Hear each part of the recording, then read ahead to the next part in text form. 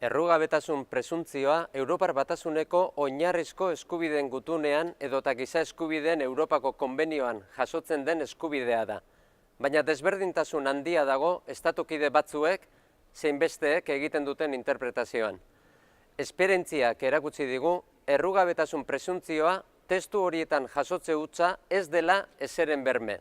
Horrek berez ez dakarrela estatuen justizia penalaren sistemarekiko konfidantza maila nahikorik. Interpretazio bateratu bat bilatzea du helburu Europako Parlamentuak gaur onartu duen zuzentarauak.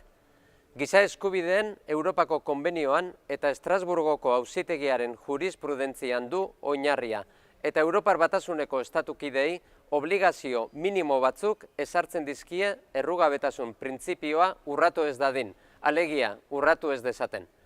Zehatzago esateko, adibide batekin, Estatu espainolaren legediaren gainetik dagoen berme berri bat adostu du Europar Batasunak. Testuak anbizio handiagoa izan zezakela esan badaiteke ere, nabarmentzekoak diren gaiak arautzen ditu. Garrantzitsuenetako bat honako hau da.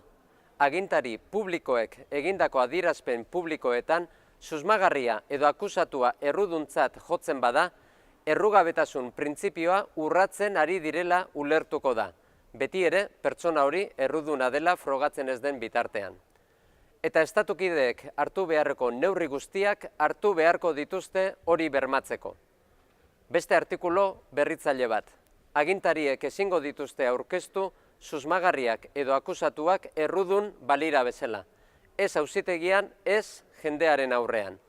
Salbuespenak salbuespen, ezingo dituzte eskuburdinak, kristal kabinak, kaiolak edota antzekoak erabili. Bestalde, indubio pro reo printzipioaren nagusitasuna testu osoan zehar ikus daiteke. Alegia, frogaren karga akusiazioaren adela esateaz gain, zalantza kasuan estatuek susmagarriaren edo akusatuaren alde egiten dela bermatu beharko duten.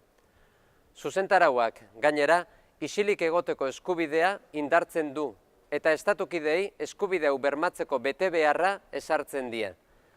Azkenik, susmagarrien edo akusatuen deklarazioak baloratzeko orduan, edo isilik egoteko eta norberaren aurka ez deklaratzeko eskubidea bortxatuz lortutako ustezko frogak baloratzerakoan, auzitegiek eta epaileek defentsa eskubidea eta prozesuaren zuzentasuna errespetatu beharko dituzte.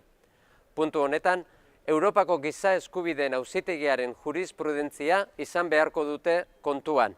Adibidez, torturapean lortutako deklarazioak ezingo direla frogatzat hartu esaten duenean. Zuzentarau honen aplikazioa zorrotz zainduko duela esan digu osoko bilkuran Europako batzordeak.